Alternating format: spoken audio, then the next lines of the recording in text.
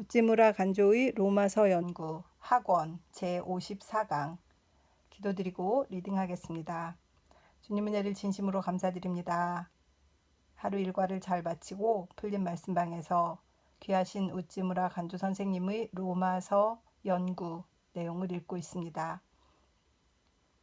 신구약을 꿰뚫는 가장 보석 같은 말씀 로마서, 그 내용을 60회가 넘도록 강의하고 그 내용을 간추려서 책으로 꾸린 귀한 내용입니다.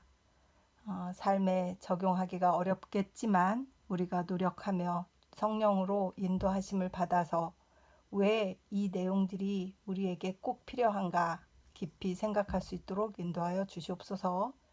감사드리며 고마우신 우리 주 그리스도 예수님 이름 받들어 기도드립니다. 아멘. 제54강은 제목이 기독교 도덕의 넷째, 한 사회인으로서의 사랑이고 말씀은 로마서 13장 8절에서 10절입니다. 성경 말씀 읽고 리딩하도록 하겠습니다. 로마서 13장 8절. 피차 사랑의 빛 외에는 아무에게든지 아무 빛도 지지 말라. 남을 사랑하는 자는 율법을 다 이루었느니라. 9. 간음하지 말라, 살인하지 말라, 도둑질하지 말라, 탐내지 말라 한 것과 그 외에 다른 계명이 있을지라도 내 이웃을 내 자신과 같이 사랑하라 하신 그 말씀 가운데 다 들었느니라. 10. 사랑은 이웃에게 악을 행하지 아니하나니 그러므로 사랑은 율법의 완성이니라. 아멘. 바울은 12장에서 사랑의 길을 가르치고 마지막에는 원수 사랑의 권면을 했다. 그리고 13장에서는 정권에 복종할 것을 가르치고 마지막으로 모든 자에게 줄 것을 주되 공세를 받을 자에게 공세를 바치고 국세를 받을 자에게 국세를 바치고 두려워할 자를 두려워하며 존경할 자를 존경하라. 7절라고 하였다. 그리고 그는 8절부터 10절까지 해서 다시 사랑의 교훈을 해준다. 그러나 그는 새 제목으로 넘어갈 때 앞과의 연결을 단절하고 완전히 새로운 말로 들어가기를 그다지 즐기지 않는다. 자연스럽게 어느새 새 제목으로 들어가는 것이 그의 특징이지만 의미에서는 7절의 계속이다. 피차 사랑의 빛 외에는 아무에게든지 아무 빛도 지지 말라. 이는 남을 사랑하는 자는 율법을 다 이루기 때문이다. 그는 국세를 바치라, 공세를 바치라, 모든 자에게 줄 것을 다 주라. 사랑 이외에는 아무에게도 어떤 빚도 지지 말라. 일체의 부채, 의무, 책임을 완수하라고 가르친다. 8절에서 10절은 12장 후반과 마찬가지로 사랑의 가르침이다. 따라서 바울의 글에 반복과 산만함이 심하다고 나무라는 사람도 있다. 그러나 12장의 사랑은 이웃 사람에 대하여 가져야 할 태도를 말하고 13장은 국가의 구성원인 국민이 법률을 준수하는 것으로서의 사랑이다. 같은 사랑이지만 전혀 다른 입장에서 바라본 것이다. 전자는 개인 도덕으로서의 사랑이며 후자는 국민 도덕으로서의 사랑이다. 이것은 전후의 관계로 보아 명백하다. 8절 전반의 피차 사랑의 빛 외에는 아무에게든지 아무 빛도 지지 말라는 바울의 위대한 말 중에 하나다. 이것을 정확히 번역하면 아무에게 아무것도 빚지지 말라. 다만 서로에 대한 사랑만은 예외다가 된다. 아무에게도 아무것도 빚지지 말라. 부채는 다 갚고 의무는 모두 완수하라. 다만 사랑에 빚을 지는 일만은 예외다. 사랑 외에는 아무에게도 아무것도 빚지지 말라는 것은 인생의 한 규범으로서 참으로 소중하다. 정부에 대하여, 사회에 대하여, 이웃 사람에 대하여 완수할 의무는 신속히 완수하라. 혹은 물질로서 하는 의무, 혹은 몸으로써 행할 책무는 정확히 완수하라. 이를테면 납세와 같은 것을 게을리하여 언제까지나 부채로 남겨두지 말라. 기한 안에 정확히 납부하여 빚이 없게 하라. 또 돈을 꾸는 일 따위는 절대로 피해야 한다. 그리고 어쩔 수 없이 꾸었을 때는 한시라도 빨리 갚도록 노력해야 한다. 빚을 지는 것은 건전한 생활의 커다란 걸림돌이다. 빚 때문에 독립심을 잃고 비굴한 생활에 빠질 염려가 있다. 혹은 그 때문에 친척이나 친구 간의 우위가 상하고 오해를 낳아 남에게도 해를 끼쳐서 고민하는 무서운 결과를 가져오기가 쉽다. 바울은 이것을 가장 싫어한 사람이었다고 생각한다. 빚을 안 진다는 것은 중요한 처세술이다. 크리스천으로서는 더욱 그렇다. 이것은 누구에게나 귀중한 교훈이다.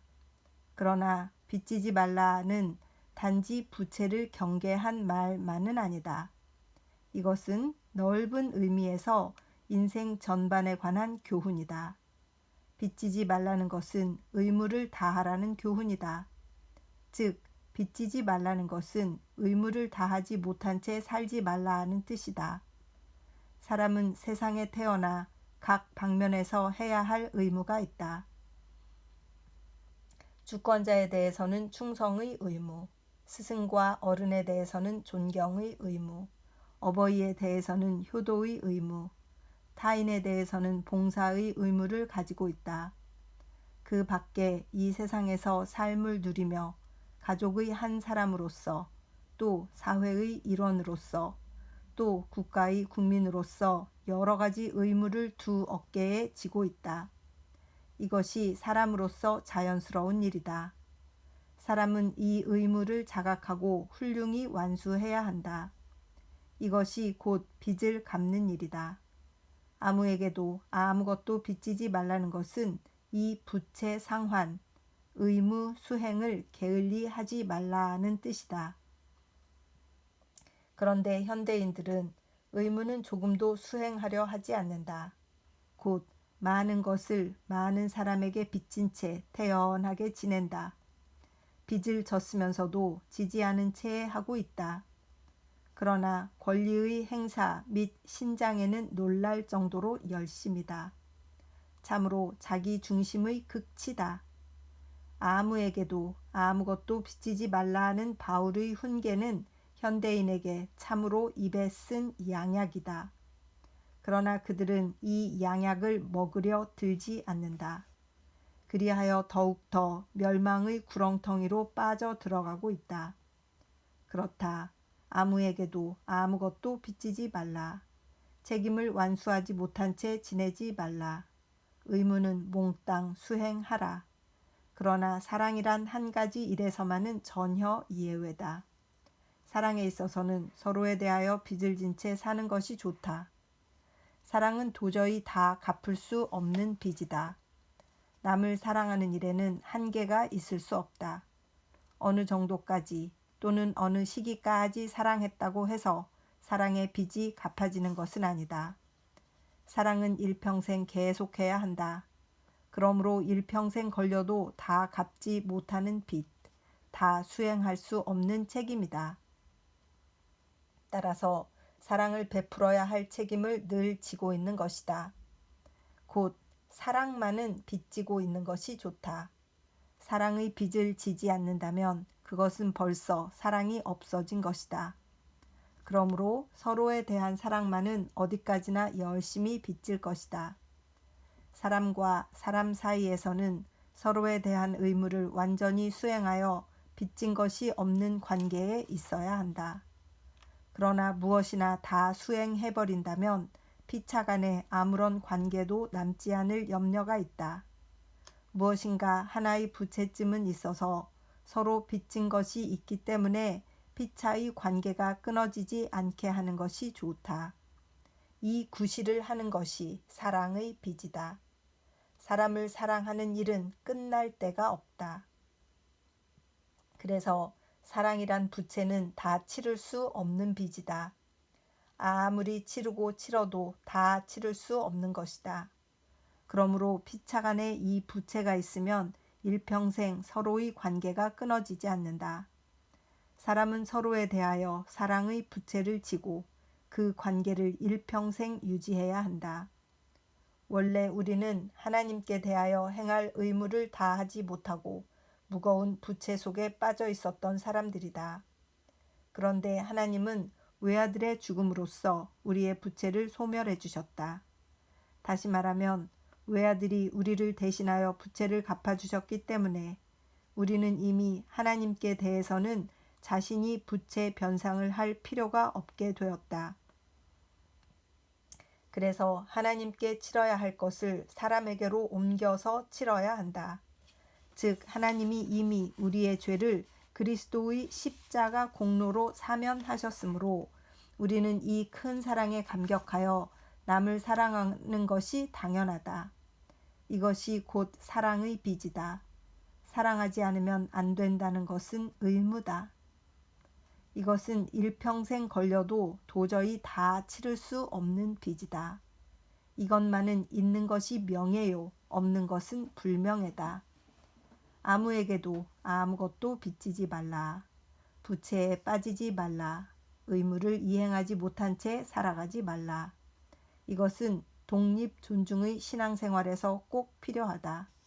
그러나 사랑만은 늘 빚으로 남겨두라. 이 빚만은 갚아버리지 않는 것이 좋다. 이것이 8절 상반의 가르침이다. 영어 성서로는 10단어, 원어 성서로는 불과 8단어로 된 한 문장이지만 그 내용의 넓이와 길이는 엄청나다. 처세의 지침으로서 특히 이 복잡한 사회에서 살아가는 사람들에게 참으로 소중한 교훈이다.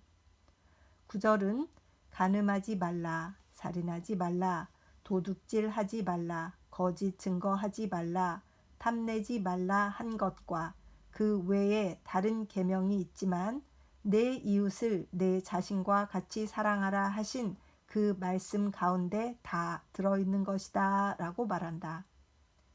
여기에 든 5가지 금지 조항은 10계명의 제6조항 이하다. 내 이웃을 내 자신과 같이 사랑하라는 것은 레위기 19장 18절에 있는 계명이다. 이것은 율법 중 최대의 것이며 이 2계명이 온 율법과 예언자의 강령이니라. 마태복음 22장 4절 고까지 단언하였다. 바울도 이 정신을 본받아 이 계명으로서 10계명의 제6조항 이하 곧 사람에 대한 도덕을 하나로 묶었다. 참으로 그렇다. 사람에 대한 길을 열거한다면 10계명의 제2부를 비롯하여 이 세상의 도덕과 법률 등 그 수를 헤아릴 수 없을 만큼 많다. 그러나 내 이웃을 내 자신과 같이 사랑하라고 하면 이 모든 것을 다 포함하는 것이 된다. 이웃 사랑하기를 자기를 사랑하는 것 같이 한다면 어떠한 경우에도 대인 도덕을 완결시킬 수 있다. 그러므로 모든 도덕과 법률은 없어져도 좋다. 다만 내 이웃을 내 자신과 같이 사랑하라라는 계명만 있으면 된다. 8절 후반에는 이는 사람을 사랑하는 자는 율법을 다 이루기 때문이다 라는 구절이 있고 또 10절은 사랑은 이웃을 해치지 않는다. 그러므로 사랑은 율법을 다 이룬다고 한다. 이곳의 율법이란 낱말에는 정관사가 붙어 있지 않다. 그러므로 모세율법 또는 구약율법만을 가리킨 것이 아니라 모든 법률이란 법률, 도덕이란 도덕을 싸잡아 말한 것이다. 법률이란 사람들의 권리를 보호하고 그 침해를 방지하기 위한 것이다. 그러므로 법률의 종류, 그 무수한 법조문, 법에 종사하는 재판관과 변호사, 얼마나 복잡한가. 오직 사랑만 있으면 이웃의 이익을 도모할지언정 손해를 도모하지는 않는다. 그러므로 사랑이 있는 곳에 법은 있으나 만하다. 사랑으로 말미암아 사람의 생명과 소유물이 확보되므로 법률은 필요가 없다. 백성들에게 법률을 어떻게 지키게 하느냐는 것은 어려운 문제다. 그러나 바울이 여기에 제시한 길은 사랑이다. 사람을 사랑하는 자는 율법을 다 이루기 때문이다는 이루었기 때문이다라는 뜻이다. 사람을 사랑한 자는 사실상 이미 법률을 다 이루었다는 것이다. 그리고 법률을 다 이루어 버리면 그 목적을 달성한 것이다. 국가에 대한 길은 어떤가? 국가의 일원으로서의 임무는 어떤가? 첫째가 권력 복종이다. 다음은 사랑으로 사람을 대하는 것이다. 사랑이 없는 곳에는 법률이 아무리 위험을 떨치더라도 제대로 실행되지 않는다. 곧 사랑은 사회의 일원으로서 사회적인 의의를 행하는 길이다. 특히 크리스천으로서는 이 사실을 명심해야 한다. 교훈은 간단하지만 의미심장하고 효과는 100%이다. 옛부터 복음이 잘 전파된 국가나 사회에서 국법이 잘 지켜진 것은 이 때문이다. 복종과 사랑으로 국법에 따르고 또 이것을 다 이루었기 때문이다. 법률을 지키는 것은 법률 이상인 사랑 위에 서서 법률을 초월해야 비로소 가능한 것이다. 이것을 초월하기 때문에 이것에 구애됨이 없이 도리어 법을 잘 지킬 수 있는 것이다. 바울로서는 더 써야 할 몇 가지 실천 교훈이 있었을 것이다. 그러나 이제는 서신을 끝맺으려고 서두르지 않으면 안 된다. 실천 윤리의 조목을 드는 것은 10절이고 11절부터는 큰 희망의 제시에 들어간다. 이렇게 되어야 한다는 위의 모든 실천 교훈을 실행하라는 뜻이다. 우리는 때를 알았다. 이제는 자다가 깰 때다. 이는 우리의 구원이 처음 믿을 때보다 더 가깝다. 이 대목은 로마서의 유명한 구절이다. 이것은 곧 재림의 소망으로서의 도덕의 실천, 행위의 긴장을 촉구한 것이다. 돌이켜 12장 첫머리를 보면 그러므로 라고 하여 은혜의 구원 전체에 대한 설명을 받아 하나님의 모든 자비로 너희에게 권한다고 해서 신앙으로 말미암은 은혜가 바로 도덕의 기초임을 말하고 있다. 그런데 이제 최후에는 재림 구원의 소망을 도덕 실천의 격려자로 삼고 있다. 행위는 믿음과 소망 사이에 있다. 그것은 믿음을 토대로 하고 소망을 격려자로 하여 이루어진다. 기독교에서 행위라 하면 사랑이라 함과 거의 마찬가지다. 믿음만으로는 부족하며 소망만으로도 부족하다. 둘 다 갖추어져야 사랑은 비로소 실천된다. 이것은 곧 바울이 특히 사랑하는 세 개의 연결된 말이다. 그의 서신 중에 가끔 보이는 믿음, 소망, 사랑의 가르침이다.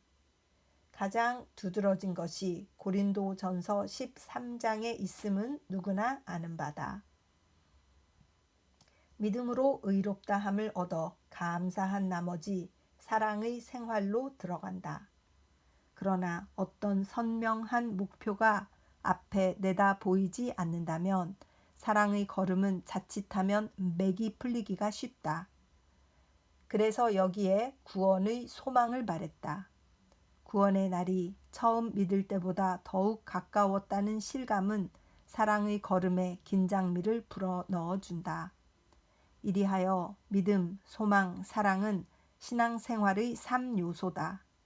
참으로 완전한 가르침, 빈틈없는 인생의 지침이다. 우리는 언제까지나 성부, 성자, 성령의 하나님을 믿고 믿음, 소망, 사랑이라는 세 표어를 높이 들고 나가자. 핵심 강해, 부채와 그 상환. 아무에게도 아무것도 빚지지 말라. 다만 서로에 대한 사랑은 예외다. 로마서 13장 8절. 그러므로 율법을 완성하는 것은 사랑이다. 로마서 13장 10절. 사람은 빚을 지고 세상에 태어나 빚 아래서 생장하다가 빚을 갚고 세상을 떠난다. 그렇다. 갚고 떠나야 한다. 국가에 빚진 것이 있고, 사회에 빚진 것이 있고, 부모에게 빚진 것이 있고, 스승에게 빚진 것이 있고, 친구에게 빚진 것이 있다. 사람은 홀로 나지 못하고 홀로 성장하지 못하며 홀로 죽지 못한다. 그 자신이 사회와 시대의 산물이다. 자기를 돌아보고 나는 아무에게도 빚진 바가 없다고 말할 수는 없다. 이러한 부채를 자각하고 기꺼이 그 상환의 의무를 다하는 자, 그 사람이 애국자요, 공인이요, 효자요, 제자요, 친구다. 내가 아무에게도 아무것도 빚지지 말라고 한다. 이것은 넓은 의미의 가르침이다. 아무에게도이다. 단지 세상의 채권자에 대하여 채무를 다 갚으라는 가르침이 아니다. 모든 사람, 관리, 사회, 공중, 부모, 형제, 스승, 친구 등 모든 사람에 대하여 아무것도 빚지지 않도록 노력하라는 것이다. 모든 사람에게 줄 것을 주라. 공세 받을 자에게 공세를 주라. 국세 받을 자에게 국세를 주라. 두려워할 자를 두려워하라. 존경을 받을 자에게는 존경을 주라. 아무에게도 아무것도 빚지지 말라고 했다. 부채는 단지 금전, 물품에 국한되지 않는다. 존경의 부채가 있고 복종의 부채가 있다. 갚을 것은 누구에게나 갚아야 한다. 여기에 사람 된 길이 있다. 이 길을 밟지 않는다면 크리스천이 아닌 것은 물론 사람도 아니다. 정의란 무엇인가? 사람과 사람 사이에 존재하는 의로운 관계다. 의로운 요구에는 모두 응하는 것이 정의다. 이것은 첫째로 나의 의무를 알기 때문이다. 둘째로 남의 권리를 존중하기 때문이다.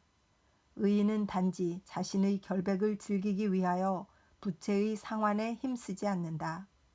남의 권리를 존중하고 그 요구를 채워주기 위해 힘쓴다. 이렇게 부채 상환은 선한 행위다. 모든 의로운 사람은 의무감에 사로잡혀서 뿐만 아니라 사랑의 마음에서 우러나서 아무 빚도 지지 않으려 한다. 부채의 시인과 그 상환, 이것이 인류의 원시적 도덕이다. 그런데 근대 도덕은 어떠한가? 러시아에서 노농 정부가 과거 국가의 부채를 모두 백지화한 것 같이 현대인 또한 모든 부채를 부인하고 권리만을 주장하며 의무는 전부 돌보지 않는 것이 아닌가? 자기 존재의 권리, 자기 발전의 권리, 향락의 권리, 번식의 권리가 있다고 당당히 주장한다. 시민은 그 권리를 국가에, 아들은 그 권리를 부모에게, 아우는 그 권리를 형에게, 제자는 그 권리를 스승에게, 노동자는 그 권리를 기업주에게 요구한다. 누구나 다른 사람에게 요구할 권리가 있음을 우리는 부인하지 않는다. 그렇다면 부채는 어떻게 하겠는가? 국가도, 사회도, 가정도 그 대표자를 통하여 부채를 갚으라고 요구할 권리가 있다. 그런데 사랑은 부채 갚기를 생각하고 권리를 주장하지 않는다. 오직 겸손한 마음으로 각각 자기보다 남을 낮게 여기고 각각 자기 일을 돌아볼 뿐더러 또한 각각 다른 사람들의 일을 돌아보라. 빌립보서 2장 3절에서 4절라고 한다. 사랑은 율법을 완성한다. 사랑으로 말미암아 부채는 근본적으로 상환되고 다른 사람의 권리는 완전히 보호되며 또한 자기의 권리도 충분히 존중된다. 아무에게도 아무것도 빚지지 말라. 다만 서로에 대한 사랑은 예외다. 부채는 몽땅 갚아라. 그러나 예외가 있다. 어떤 것은 빚을 진 채 그냥 둠으로써 상호간의 관계를 유지하라. 그러나 사랑의 의무는 영원히 완수할 수 없다. 사랑의 빚만은 영원히 다 갚을 수 없다. 사랑의 빚은 아무에게나 져야 한다. 사랑의 부채를 남겨둠으로써 사람은 서로 빚지고 친밀한 관계를 유지할 수 있다. 법률은 수없이 많다. 헌법, 상법, 민법, 형법 등등. 그러나 이 모든 것은 내 이웃을 내 자신과 같이 사랑하라는 한마디로 묶을 수 있다. 사랑은 이웃을 해치지 않는다. 법률의 목적은 권리의 침해를 막는 데 있다. 권리 침해가 없는 곳에 법률은 필요 없다. 사랑은 율법을 완성한다. 사랑이 있을 때 형사소송법도 민사소송법도 전혀 소용이 없게 된다. 그리스도의 사랑의 복음이 널리 펼쳐질 때 법률은 필요 없게 된다. 의사가 필요 없는 양약이 있듯이 법률이 필요 없는 훌륭한 가르침이 있다. 그리스도의 복음이 그것이다. 아멘. 오늘은 여기까지 리딩 54강 마쳤습니다. 이렇게 쭉 사랑의 빚에 대해서 읽다 보니까 지나간 사람들이 떠오르고 가족들이 떠오르고 그렇습니다. 기도드리고 오늘의 리딩을 마치도록 하겠습니다. 주님 은혜를 감사드립니다. 기독교인으로서 한 사회인으로서의 사랑의 빚에 대해서 잘 설명해 주셨습니다. 귀한 내용 잘 읽었습니다. 생활에 적용하며 실천해 나가는 귀한 신앙인들이 될 수 있도록 인도하여 주시옵소서. 감사드리며 고마우신 우리 주 그리스도 예수님 이름 받들어 기도드립니다. 아멘. 사랑하고 축복합니다.